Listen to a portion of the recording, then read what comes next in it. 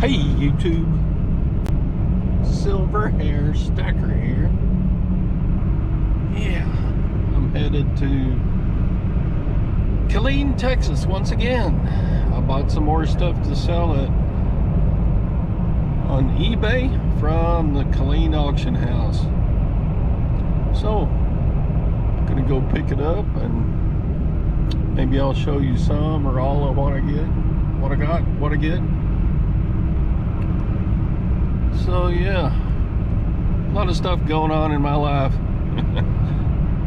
You wouldn't think being a retiree in okay health that tons of stuff would be going on, but yeah, there are. You never stop having stuff to do. A lot of people think, well, when I retire, I'm going to go fishing, or I'm going to go to the golf course and sit there, and life will be great. Yeah. So, yeah, dude, it's raining. Raining. It's a rainy day here in Central Texas. And chilly. It's cold. So anyway, yeah, yesterday, my mother-in-law moved in with us because of her failing health. In 2 miles, turn left onto Farm to Market Road 2602. And yeah, it's okay, but yeah, she's to the point where she can't drive.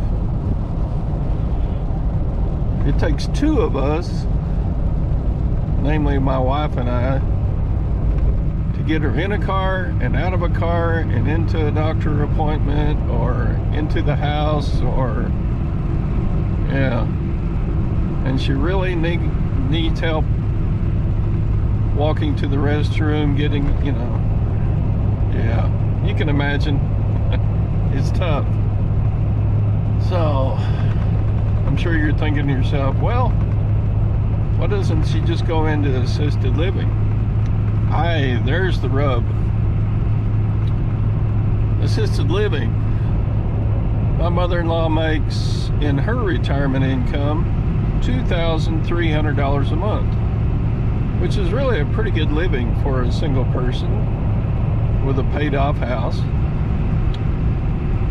But yeah, assisted living, even the kind of semi-assisted living places, like if you get an apartment, 1-bedroom apartment in an assisted living facility, you get the help you need, but then it's expensive, more than $2,300 a month.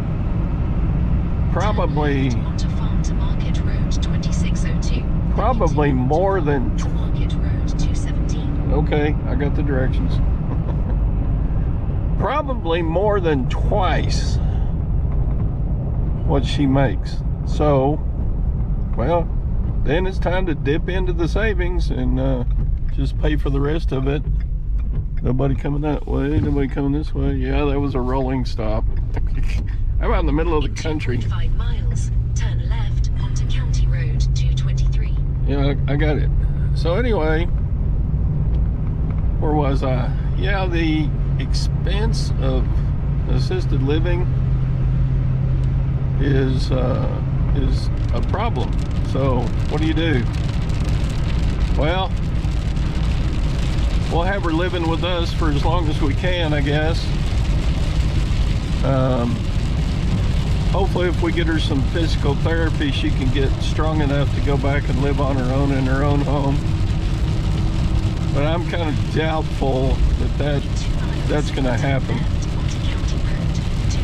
I think even if she does go back home to live, she's never going to drive again. So she's still going to need help with that portion. But anyway, getting up and getting in the kitchen and fixing herself a meal is out of the question right now. So yeah, we're busy with that. And then I'm still busy doing my eBay selling and keeping up with stuff. Got a herd of cattle here, herd of cattle. So anyway, I don't know, I'm just rambling. I'm griping mainly. I don't know why assisted living can't keep you fed and housed for $2,300 plus a little help if you need to get up and go to the bathroom. Yeah, you could probably just about live at home and hire somebody to come. Home health care, we may look into doing that too. So she'd rather live on her own rather than live with us, but we'll see. She doesn't want to be a burden, but I guess everybody turns into a burden eventually, except if you're in home health care, they get paid good to assist you in your moving around and cooking you a meal and stuff. Anyway, gripey old man. All right, I'll talk to you some more in just a little bit. So, yeah, what would be the alternative to assisted living or living with family? Well, you can go on the Medicare program, which is supposed to pay for everything, but you have to turn over everything basically to Medicare. So even though my mother-in-law makes $2,300 a month, if you go into Medicare, basically a nursing home, that's not assisted living anymore, it's a nursing home, and you receive just enough care to keep you alive. And in a nursing home, you will share a room with another person of the same sex, I assume. But yeah, so you move into a nursing home, you basically sign your life away to Medicare, and on that program you're allowed to keep your house, you're allowed to keep a car, and you're allowed to keep, like, I want to say $10,000 in the bank. You know, if you got $50,000, $60,000 in the bank, all the rest of that money will go to paying for your care. Eventually that will evaporate, and $50,000 wouldn't last long in a nursing home. The care is just too expensive. So you sign everything over to Medicare, you move into a double occupancy room with only marginal care. You know, and some nursing homes are better than others, I'm sure, but it's not like living in a one-bedroom apartment in assisted living or something a lot nicer.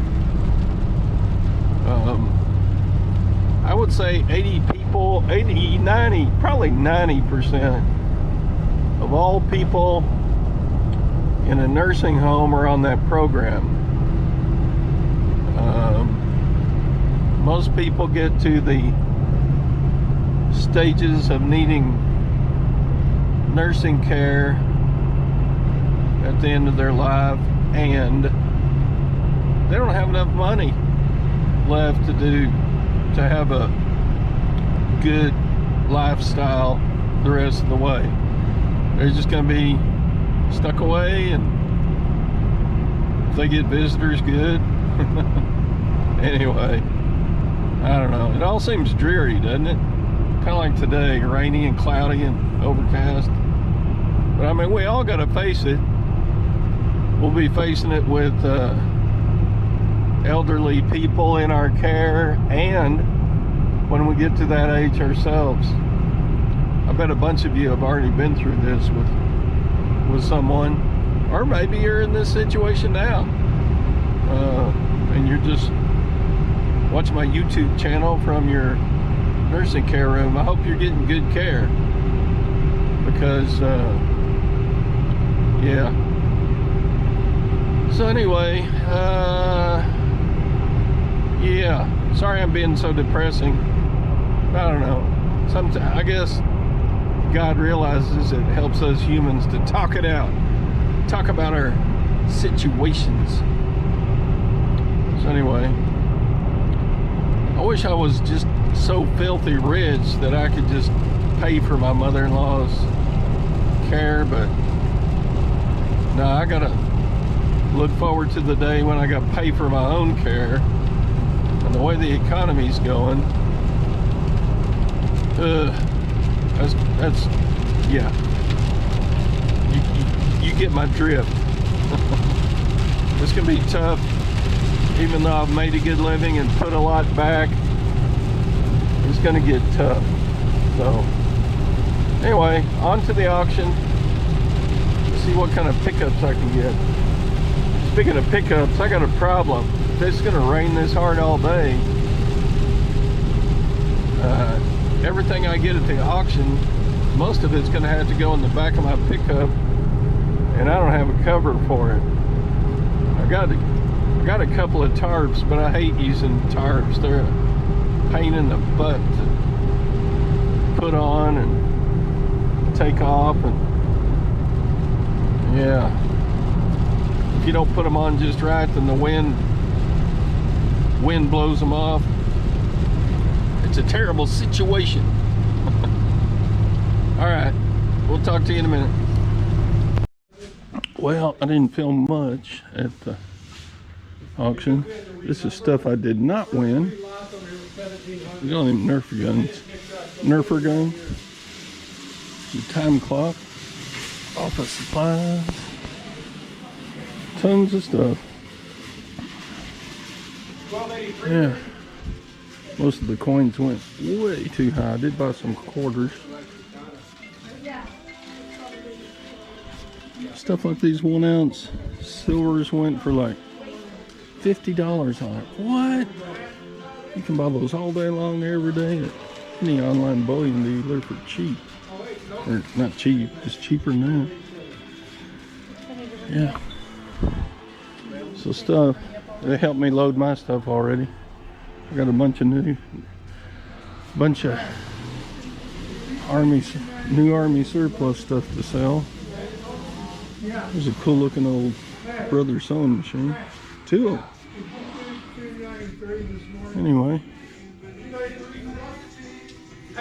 Alright. Oh, I did not fill up the truck. But I got some cool stuff. All this stuff pretty much is military backpacks, uniforms, and stuff like that. And I got this really cool vise. I had to pay up for the vise. Paramo. It's pretty sweet. Oh man, I didn't see that. Looks like the jaws had to be re-welded at one point. Dang it. But I guess it's working. That's gonna hurt some of the value. It's hard to examine stuff at an online auction and tell exactly what there is. I probably wouldn't have bid so much if I'd known it had been welded. So I got a little Fender amplifier.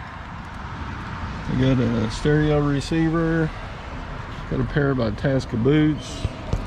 More uniform parts.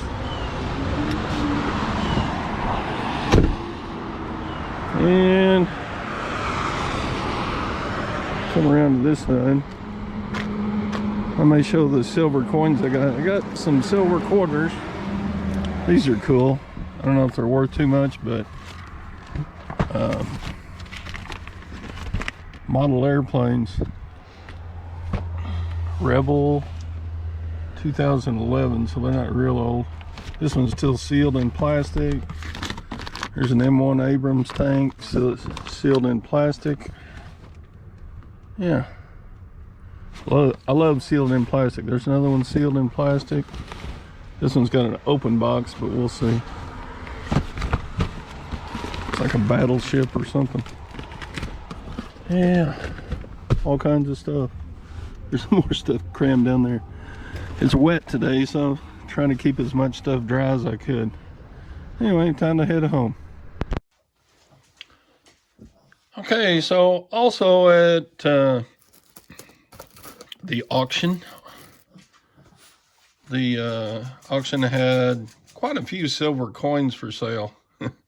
And the silver dollars and like the 1 ounce silver rounds were like stupid bids, just craziness going on. I mean, I always look at the silver they have for auction, but they go like I don't know, plain old Morgan silver dollar going for $50. What? No, I ain't gonna pay that. And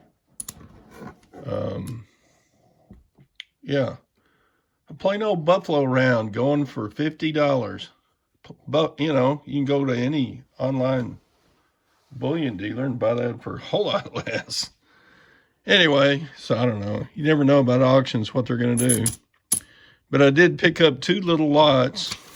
I bought a lot of silver quarters for 110 bucks.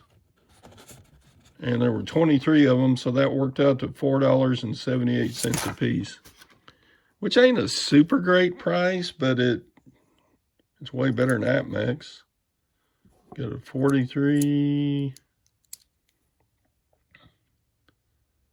41, can't see all these dates.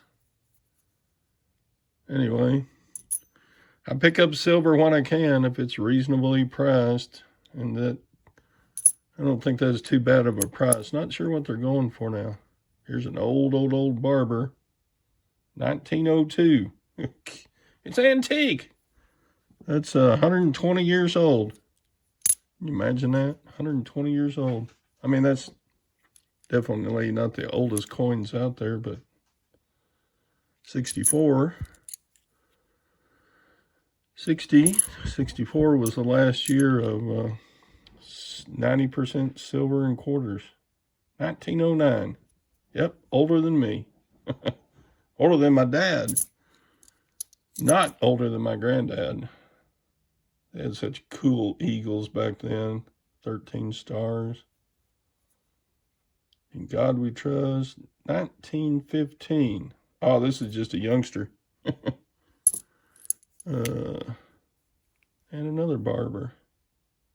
1909. And boy, these have a lot of wear on them. I mean, you can tell these were used. But for $4.78, and I could probably sell that on eBay for around 10. So that's really not a bad deal for barbers. Barbers are bringing a little more than just plain silver, like a 64 George. There's a 44. There's another barber. But look how worn it is. I can't even hardly see. You can tell where the eyes were supposed to be, but, and you can read the date, 1892. Well, you're the oldest one. Yeah. I mean, the older coins are sure cool. You don't look at them every day in your pocket change like you do the Georges. They haven't changed the design. I wonder if they're ever going to change quarters. All right, here's a Standing Liberty quarter. 1925. That's the year my father was born. 25, does that say 25? Yeah. That cool eagle. Another Standing Liberty. 1920. I think. is at 26. My old man eyes. Looking through the phone camera. I'm on my iPhone now. There's a 44 George. There's a 1940 George. Another 64. You can tell 64 was around 65. People just put away these silvers. They hoarded them. And rightly so. They were smart folks if they hoarded them. They're already worth like $2 back then. 65. 54. So that's the 23 quarters. Another lot, I picked up $3 half-dollars for $27.50, and that worked out to $9.17 each because I got 3. I got a 64 Kennedy, another 64 Kennedy, and I got 1 Walking Liberty,